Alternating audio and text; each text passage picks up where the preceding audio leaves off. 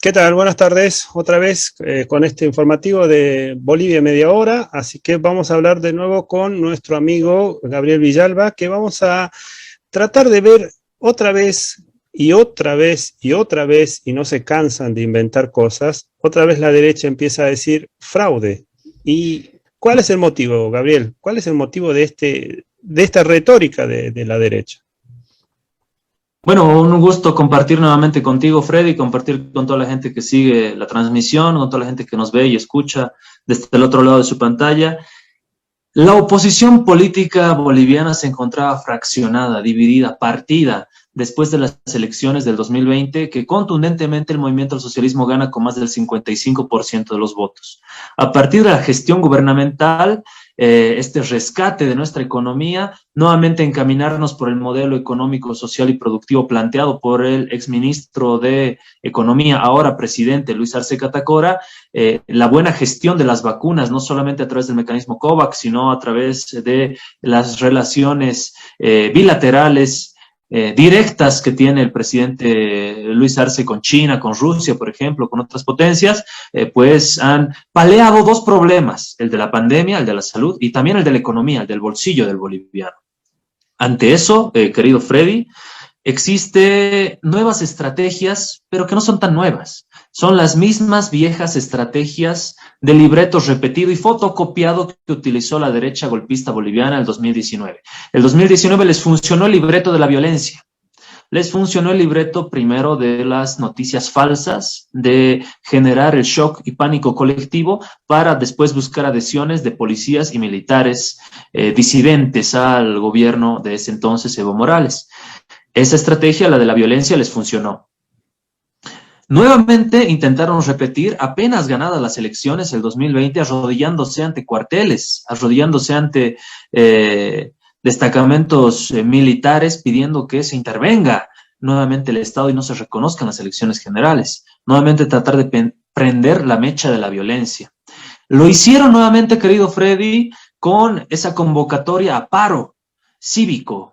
Recordemos esa convocatoria a paro de Santa Cruz de la Sierra que terminó finalmente después con la abrogación de la 1386, la ley contra la legitimación de ganancias ilícitas. Hoy sabemos del por qué estaban en contra en realidad de esa ley de legitimación de ganancias ilícitas, porque hay toda una estructura de corrupción sistematizada y naturalizada en Santa Cruz, y lo vemos a través de los ítems fantasmas, ¿no? Entonces, sabemos por qué no querían una ley contra la legitimación de ganancias ilícitas, porque precisamente las logias cruceñas se alimentan, legitiman sus ganancias de forma ilícita. Bueno, después de ese cabildo llega la respuesta contundente del movimiento al socialismo a través de una movilización, la Marcha por la Patria, que terminó asustando a estos sectores que estaban tratando de nuevamente incendiar esa mecha de violencia en el país. Ahora están estructurando un nuevo discurso, querido Freddy, de desconocimiento de la legalidad y la legitimidad de las elecciones de octubre del 2020, del 18 de octubre del 2020. Hábilmente trabajada esta línea por Virginio Lema, por ejemplo, que todos los días no se cansa de repetir su misma cantaleta sobre este tema, pero también reforzada por ejemplo, la renuncia de la ex vocal Baptista, ¿no? Y los medios de comunicación que están tratando de generar líneas unificadas, de decir, hay que revisar, hay que hacer una auditoría de las elecciones del 2020, octubre del 2020. Ese puede ser el nuevo factor articulador que estén intentando posicionar nuevamente para tener esa banderita de lucha y nuevamente gestar un nuevo intento de golpe de Estado en el país, pero muy mesurado, muy cauto en virtud de lo que tuvimos recientemente, la gran convocatoria del movimiento al socialismo a través de la Marcha por la Patria, que los ha dejado un tanto noqueados y por eso están buscando nuevas alternativas como esta que te indico, ¿no? La nueva punta de lanza va a ser el desconocimiento de las elecciones del 2020 en Bolivia.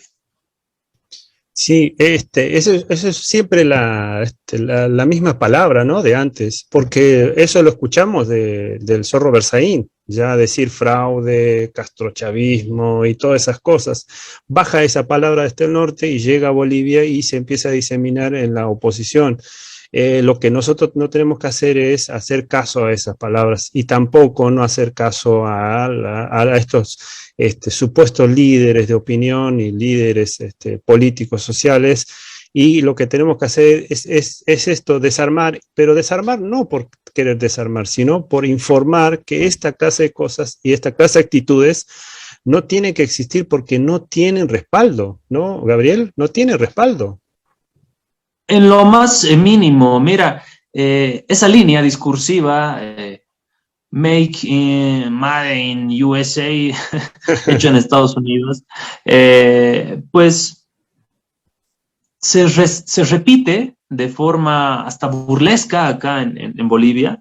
Por ejemplo, un ejemplo claro y focalizado es la abrogación de la 1386, la ley contra la legitimación de ganancias ilícitas, que decían, casi como un déjà vu, decían, no, estamos volviéndonos y nos estamos metiendo un régimen castrochavista que va a quitarnos nuestras casas, va a privatizar el dinero que hemos ganado legalmente, ¿no?